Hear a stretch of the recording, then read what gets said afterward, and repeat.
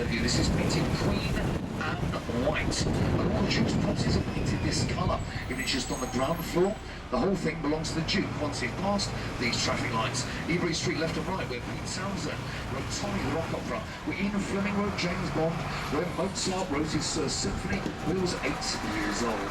So looking left and right, all the Magnolia buildings belong to the Duke of Westminster. Oh look, the Duke owns all of them. Now, as to how much, well, the most you can buy is a lease, and one of the houses is on offer. Number 10 is on offer for £100 million. And if they sell it, it'll be the most expensive terraced house in the world. The most expensive terraced house in the world at the moment is number 5.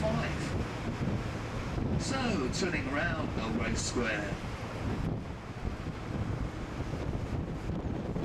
We left the most expensive terraced house in the world currently, number 5.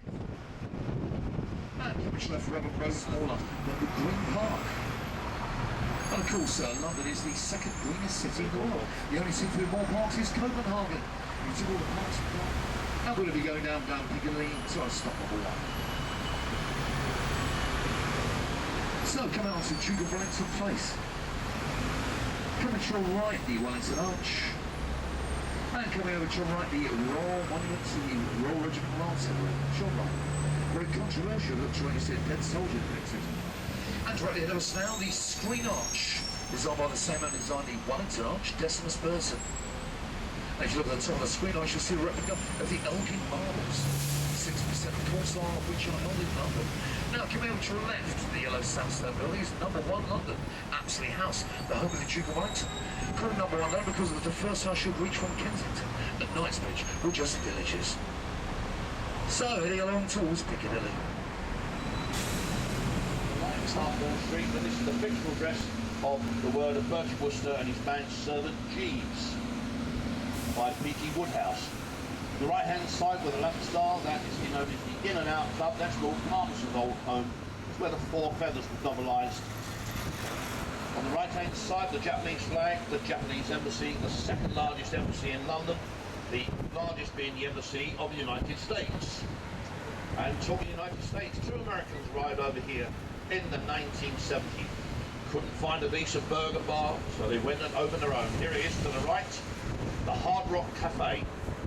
Eric Clapton started an unusual tradition in the Hard Rock Cafe. He couldn't find his normal table one evening, so what he did was he went to another table, put down his guitar as a deposit, and he then from there on started the memorabilia, which is the next building to it. And here we are at stop number 2, and this is from Hard Rock. Anybody from Hard Rock, just put your hands up if you're getting off the stop. Right to the one of his favourite halls, Copenhagen. When this horse died, he was given a full military funeral. He's facing his old house, this red building, the yellow Brothers Gates. This should arrive for a 90th birthday. He wasn't here till a 93rd birthday, British workmanship yet again. Now there is one for the ladies. Ladies, when I shout out, you go, woo! Because Achilles on the left-hand side, the first naked statue in London. That's not bad, that's not bad. Not good, it's not bad at all. Okay, I think we'll pass that one. No, Steve, we've got nobody coming down, mate. It's been our custom since 1872 to say what we want and when we want. Democracy at work. This open space here is known as one bit. Thank goodness for that. On the right hand side lives Charles Dickens on this corner here. The Royal Academy of Music, this is where Annie Lennox, Leslie Garrett and Elton John were all, they were all educated. And John Phillips, who's the March King, he was the first overseas lecturer here. On the left hand side is Harley House, where Joan and Jackie Collins once lived as children. On the far end of Harley House lived Mick Jagger and the wacky DJ Nalden Nalzabat, that didn't need much room, of course. These are now industrial courts, but they used to be houses. Now, on the left hand side, just behind the trees, Edward Duke of Kent, and this is Queen Victoria's father. Look up, notice the resemblance. Before anybody asks, Queen Victoria did not have a beard or didn't have a bald head. For our American friends, the first American embassy in this country, also the London home of Henry Brooke Adams. Now take a look at this road. This is the widest 18th century road in London. The gentleman behind this idea was a gentleman called Lord Foley of Irish descent. To the left hand side and you'll see look directly behind you, this is the memorial to journalists who have lost their life. Just up top here is the White Cone building on this second building. The journalists have lost their life. Here's All Souls Langham Place, the John Nash building, Corinthian columns once again. Now, if you're very, very observant, please look out for some crowns on this bureau, because from here, the Peach Express, right the way down to the end of Piccadilly, this is known as Crown Estates. All this area, all these shops, cameras out, because what we're about to see is Liberties. Now, Liberties is a mock Elizabethan building. The original, the front of it is original. Rear of the bus, snap. Now, there we go. Fine.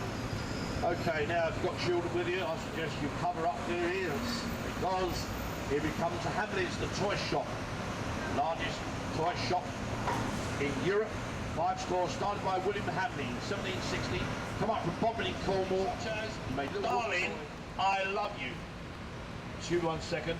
Steve, how many more times have we done this trip? Turn your mobile phone off, please. Thank you.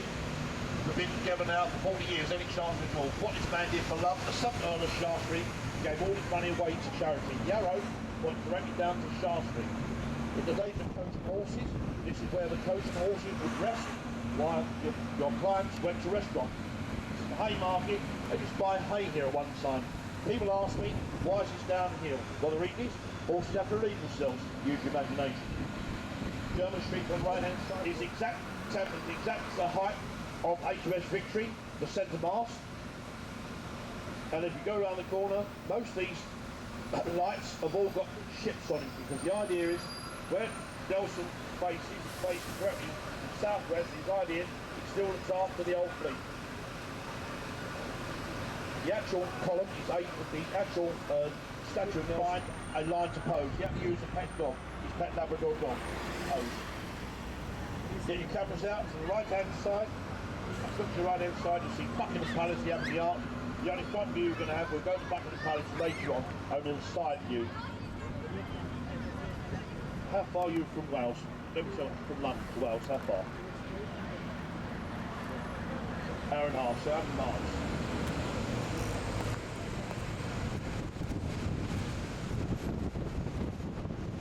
Now we're going over Westminster Bridge, the oldest bridge across the Thames.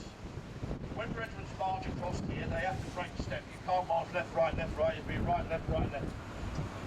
Now we're important announcement to make, so please listen very, very carefully. This bus will now go east to St Paul's Cathedral and to the Tower of London. If you want to go to Buckingham Palace, Green Park, St James's or Victoria, this is where you need to get off. We will go to those places later. I'm not sure.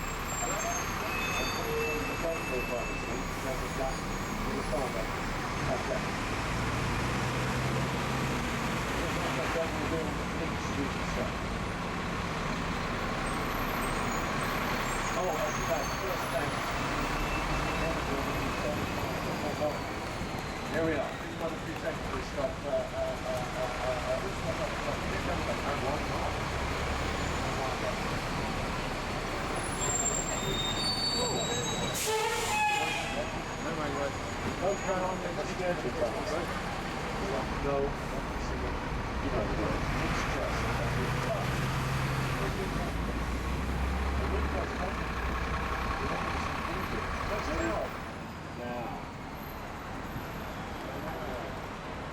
We should be crossing that bridge just a few minutes.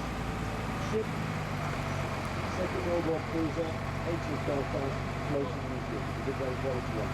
Now next up is for the 19th, this is the London Dungeon, which is blood, death, guts, rats, fear, and pain, and murder, terror, tyranny, restoration,